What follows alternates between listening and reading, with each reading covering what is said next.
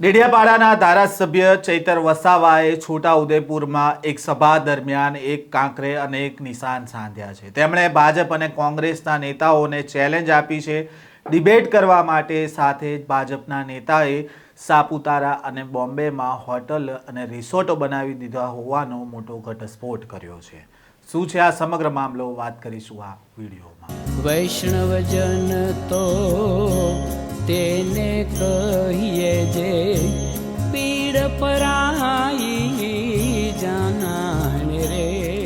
નમસ્કાર, નવજીવન ન્યૂઝમાં આપનું સ્વાગત છે। હું છું જયંત દાફડા। છોટાઉદેપુરના કવાંટમાં આમ આદમી પાર્ટીની પરિવર્તન સભા યોજાઈ હતી, જેમાં ચૈતર વસાવાએ ભાજપ અને કોંગ્રેસના નેતાઓ ઉપર મોટા આરોપ લગાવ્યા છે। ચૈતર વસાવાએ કહ્યું કે કેબિનેટ મંત્રી નરેશ પટેલ, પૂર્વ મંત્રી ગણપત વસાવા અને પૂર્વ સાંસદ ગીતાબેન રાઠવા સહિત તમામ ધારાસભ્યોએ લોકોને ગેરમાર્ગે દોરવાના પ્રયાસ કર્યા છે। એમણે કહ્યું કે કોઈ પણ પ્રોજેક્ટની મંજૂરી આપવામાં નથી આવી, પરંતુ આંબા ડુંગરમાં જે જીએમડીસીનો પ્રોજેક્ટ છે એમાં 28 ગામોની જમીન સંપાદિત કરવાનું ગેજેટ નોટિફિકેશન ભાજપ સરકારે જાહેર કર્યું હતું। ભાજપના નેતા નરેશ પટેલને હું પૂછવા માંગુ છું કે તમે ખોટી અને પાયા વિહોણી વાતો કરી રહ્યા છો, એ કેટલું વ્યાજબી છે? તમારી સરકારે એનટીપીસી સાથે હાઇડ્રો પ્રોજેક્ટ માટે એમઓયુ કર્યા છે, એમાં પણ 18 ગામ જાય છે અને તમે પણ કહી રહ્યા છો કે એવા કોઈ પ્રોજેક્ટ મંજૂર નથી કરવામાં આવ્યા। તો આ તમારી સરકારે એમઓયુ કેમ કર્યા અને એના સર્વે કેમ કરવામાં આવ્યા? ભાજપના નેતાઓ આ રીતે લોકોને ગેરમાર્ગે દોરી રહ્યા હોવાનો ચૈતર વસાવાએ આરોપ લગાવ્યો છે। સાથે જ તેમણે કહ્યું કે મહેશ વસાવા અને હું એટલું જ જણાવીશ કે મેં કોઈ ખોટું કર્યું હોય તો તમે મારા ઉપર ફરિયાદ કરો। તેઓ ફક્ત પાયા વિહોણી વાતો કરી રહ્યા છે। સાથે જ તેમણે પીએમ મોદીનો જે કાર્યક્રમ ડેડિયાપાડામાં યોજાયો હતો તેને લઈને તેમણે કહ્યું કે આદિજાતિ વિકાસ વિભાગના 100 કરોડ રૂપિયા વપરાયા છે, એટલા 100 કરોડમાં તો ગાંધીનગરમાં અમારા આદિજાતિ સમાજના બાળકો માટે આલિશાન સંકુલ બની જતું અને ત્યાં ભણી ગણીને તૈયારી કરીને અમારા બાળકો પોલીસ બનતા, આઈપીએસ બનતા। એની જગ્યાએ મોદી સાહેબ આવ્યા અને 2.5 કલાકમાં 100 કરોડનો ધુમાડો કરીને જતા રહ્યા અને મુખ્ય મુદ્દાઓથી ધ્યાન બીજા મુદ્દા પર ભટકાવવાનું કામ ભાજપ અને મહેશ વસાવા જેવા લોકો કરી રહ્યા છે। સાથે જ તેમણે ભાજપના એક નેતા અંગે કહ્યું કે એક પૂર્વ આદિજાતિ મંત્રી છે, તેમની પાસે સાપુતારા મુંબઈમાં હોટલો, રિસોર્ટ અને સુરત કોસંબમાં જ્વેલર્સ જેવી અનેક મિલકતો છે અને કરોડોના આસામી બની ગયા છે અને અમારા બાળકો માટે અહીંયા આંગણવાડી પણ નથી બનતી, અમારા બાળકો માટે શાળાઓ નથી બનતી, પેપર ફૂટી જાય છે। હાલ મહેશ વસાવા જે પ્રકારે ચૈતર વસાવા ઉપર પ્રહાર કરી રહ્યા છે તેને લઈને ચૈતર વસાવાએ મહેશ વસાવા, ભાજપ અને કોંગ્રેસના નેતાઓને ચેલેન્જ આપી છે અને કહ્યું છે કે તમે મારી સાથે ડિબેટ કરવા આવો, હું તૈયાર છું। હવે જોવાનું રહ્યું કે ભાજપ કે કોંગ્રેસના નેતા ચૈતર વસાવા સાથે ડિબેટ કરવા માટે તૈયાર થાય છે કે કેમ। પહેલા તો આ મામલે શું કહી રહ્યા છે ચૈતર વસાવા, તેમને સાંભળીએ। જે કવાંટ ખાતે આમ આદમી પાર્ટીની પરિવર્તન સભા યોજાઈ, ત્યારે આ સભામાં કોઈ પણ જાતની વ્યવસ્થા વગર સ્વયંભૂ હજારો લોકો અહીંયા ઉમટી પડ્યા છે અને પોતાની અનેક રજૂઆતો અમારી સમક્ષ મૂકી છે। ત્યારે તારીખ 8/1/2026ના રોજ 2 દિવસ પહેલા અહીંયા કેબિનેટ મંત્રી નરેશભાઈ પટેલ, પૂર્વ મંત્રી ગણપતભાઈ વસાવા અને પૂર્વ સાંસદ ગીતાબેન રાઠવા સાંસદ અને તમામ ધારાસભ્યોએ લોકોને ગેરમાર્ગે દોરવા માટેના પ્રયાસો કર્યા હતા। એમણે કીધું કે આ પ્રકારના કોઈ પ્રોજેક્ટની મંજૂરી આપી નથી। ત્યારે જે રેરર પ્રોજેક્ટ છે, જે આંબા ડુંગરમાં જીએમડીસીનો પ્રોજેક્ટ, જેમાં 28 જેટલા ગામોને સંપાદિત, એમની જમીન સંપાદિત કરવાનું આ ગેજેટ, આ નોટિફિકેશન આ ભારતીય જનતા પાર્ટીની સરકારે 25 સપ્ટેમ્બર 2020ના રોજ પાડ્યું છે। એમાં જે રેરર પ્રોજેક્ટમાં 28 જેટલા ગામો જાય છે, ત્યારે નરેશભાઈ પટેલ, તમે એક સરકારના જવાબદાર વ્યક્તિ તરીકે તમે જે પાયા વિહોણી ખોટી વાત કરો, લોકોને જૂઠી બોલવાની વાત કરો અને જૂઠું બોલો અને જોરથી બોલો, તો કેટલું વ્યાજબી છે?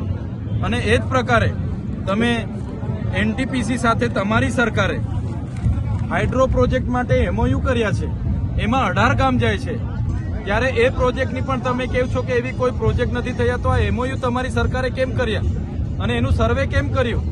એમના સર્વે માટે કેમ તમે પોલીસને, કલેક્ટરને, એસપીને મોકલ્યા? એટલે આવી બધી વાતોમાં લોકોને ગેરમાર્ગે દોરવાના કામ એમણે કર્યા છે, જેના આક્રોશથી આજે હજારોની સંખ્યામાં એ વિસ્તારના આગેવાનો, વડીલો અને બધા જ લોકો ઉપસ્થિત થયા છે. આમ આદમી પાર્ટી હર હંમેશ આ લોકો સાથે છે. એમના માટે અમે વિધાનસભામાં પણ બજેટ સત્રમાં આ મુદ્દો અમે ઉઠાવવાના છે.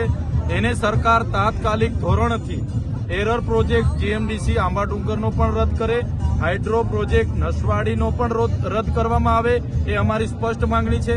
રદ કરવા માત્ર મૌખિક નહીં, એનો શ્વેતપત્ર પણ બહાર પાડે સરકાર, એવી અમારી માંગણી છે. અને આવનારા દિવસોમાં એક પણ ઇંચ જમીન અમારા આદિવાસીઓની વિકાસના નામે અમે આપવાના નથી. અને ભારતીય જનતા પાર્ટી, તમે જોયું હશે સભામાં બધા જ નેતાઓએ તમારી ભાજપની સરકારે 30 વર્ષમાં શું કર્યું, કેમ નળમાંથી પાણી નથી આવતું, કેમ મનરેગામાં રોજગારી બંધ છે, કૌભાંડ કેમ થયું, નકલી કચેરી કેમ પકડાઈ, નકલી અધિકારીઓ કેમ પકડાયા, તમારે આજે 73 ની જમીનોમાં કેમ કૌભાંડ થયા છે, એનો કોઈ જવાબ આપવા તૈયાર નથી. તુરખેડામાં આજ દિન સુધી રોડ નથી બનતો, અહીંયા આંગણવાડીઓ નથી, શાળામાં ઓરડા નથી, એક પણ નેતાઓ એની વાત કરી નથી. અને માત્ર ને માત્ર ચૈતર વસાવા આવે છે, લોકોને ગેરમાર્ગે દોરે, ગુમરાહ કરે, એવા બધા જ લોકોએ મારા પર આક્ષેપ કર્યા છે. ત્યારે હું એ નેતાઓને કહેવા માંગુ છું, તમે પણ આદિવાસી સમાજ સાથે ઉભા રહો, અમે પણ તમારા વખાણ કરીશું. તમે આદિવાસી સમાજના પ્રશ્નો માટે કેમ વિધાનસભામાં બોલતા નથી, કેમ પોસ્ટ મેટ્રિક શિષ્યવૃત્તિ માટે નથી બોલતા, કેમ જાતિના દાખલા માટે નથી બોલતા, નર્મદાનું પાણી મળે તેના માટે કેમ તમે બોલતા નથી? માત્ર ને માત્ર પક્ષના ગુલામ તરીકે કામ કરવાની જે એમની ટેવ છે, ત્યારે જનતા હવે જાગી ગઈ છે.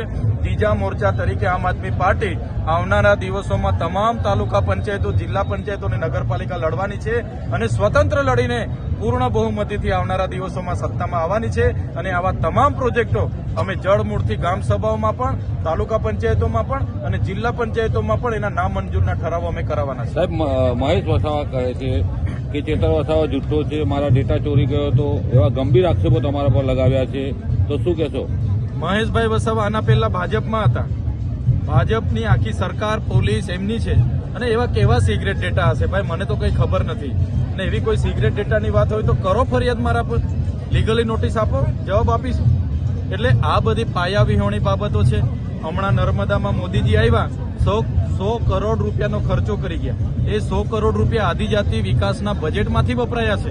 એટલા 100 કરોડ રૂપિયામાં તો ગાંધીનગરમાં આલિશાન અમારા આદિજાતિ બાળકો માટે સંકુલ બની જતું.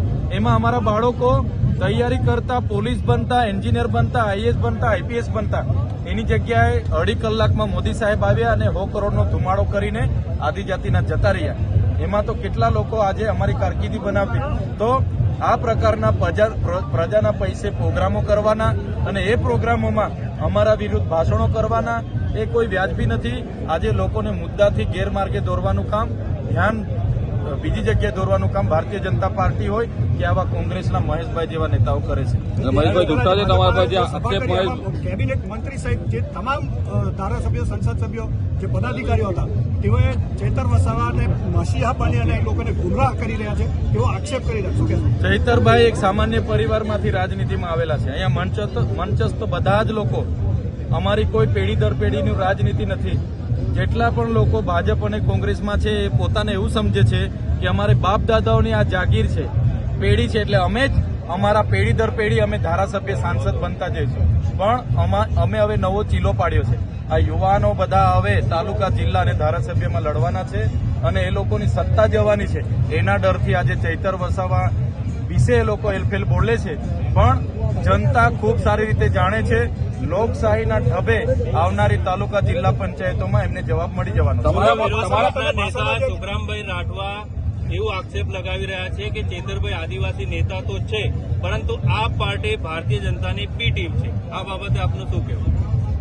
જો ચૈતર વસાવા કે આમ આદમી પાર્ટી ભારતીય જનતા પાર્ટીની બી ટીમ હોય ને તો અમે દર વર્ષે અમને જેલ ના થાય, અમારા પર 19 જેવા કેસ ના થાય, અમારા બધા લોકો પર કેસો ના થાય. આજે તમે કોંગ્રેસનો એક નેતા બતાવો જેને જેલ થઈ હોય, બતાવો તમે. ગઠબંધન તો અમારું કોંગ્રેસ સાથે હતું. ભરૂચ લોકસભામાં કેમ મને મદદ ના કરી ભાઈ? વિસાવદરમાં ગોપાલભાઈ સામે કેમ ઉમેદવાર ઉતારવો પડ્યો? તો વાત માત્ર ને માત્ર ત્રીજો મોરચો ચાલવા દેવામાં આવે નહીં એની છે. 5 વર્ષ કોંગ્રેસના ધારાસભ્ય બને, 5 વર્ષ ભાજપના. બધા વેવાઈ વટુલાવાળા છે, બધા એકબીજાના જમાય છે અને એકબીજા મામા ભાણિયા છે. એટલે બધાને પોતાની સત્તા જવાની છે, એના ડરથી આજે ચૈતરભાઈને ટાર્ગેટ કરે છે. પણ ચૈતરભાઈ પ્રમાણિક છે, નિષ્ઠાવાન છે અને લડશે. છેલ્લા શ્વાસ સુધી આદિવાસી સમાજનો અવાજ બનશે અને અમે આદિવાસી સમાજના અધિકારો અપાવીને રહીશું. તમે તમારા ભાષણની અંદર કેબિનેટ મંત્રીએ સાપુતારામાં જમીન લીધી, ભાગીદારી કરીને વાત કરી છે. કયા મંત્રી છે, એમનું નામ શું છે અને ક્યાં ક્યાં ભાગીદારી કરી છે? ગુજરાત આદિજાતિ મંત્રી, પૂર્વ વન મંત્રી, આદિજાતિ મંત્રી. તમે સાપુતારા જાઓ, હોટલોના નામ જોઈએ તો મારી પાસેથી લઈ જાઓ. બોમ્બેમાં જાઓ, રિસોર્ટો હોટલોના નામ જોઈએ તો મારી પાસે લઈ જાઓ. જાહેરમાં ખુલાસો કરી દો. કોસંબા જાઓ, ત્યાં જ્વેલર્સના નામ જોઈએ તો મારી પાસેથી લઈ જાઓ.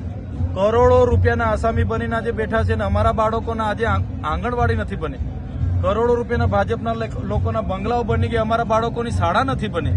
અમારા યુવાનો ભણી ગણીને આગળ આવ્યા ત્યારે એમને પેપર ફૂટી ગયું, નોકરી નથી મળી અને અમારા યુવાનોને એ લોકો ગેરમાર્ગે દોરે છે. એટલે જ્યારે પણ અમારી સરકાર બનશે અમે તમામ વિગતે અમે તપાસ કરાવીશું અને એવા તમામ નેતાઓને જેલ ભેગા પણ અમે કરીશું.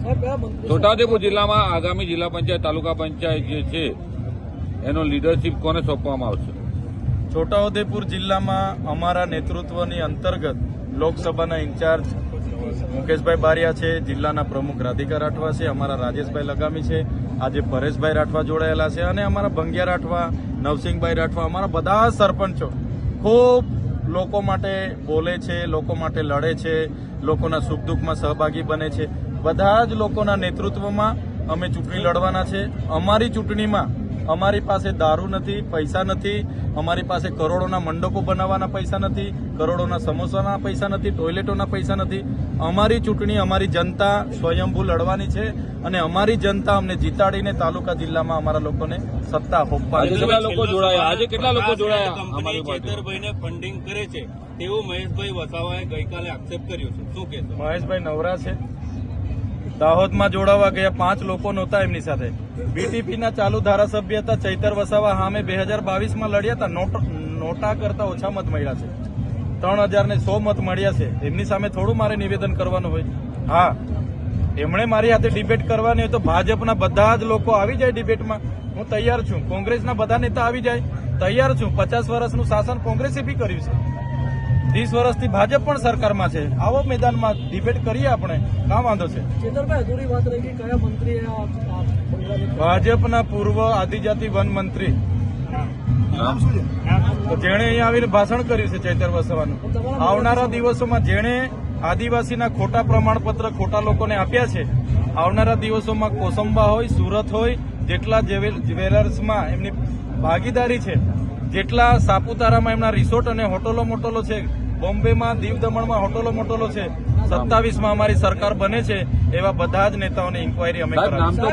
તો બોલો, કોણ છે માજી મંત્રી? એ તમને ડિટેલમાં આપું છું, અઠવાડિયું થોભો.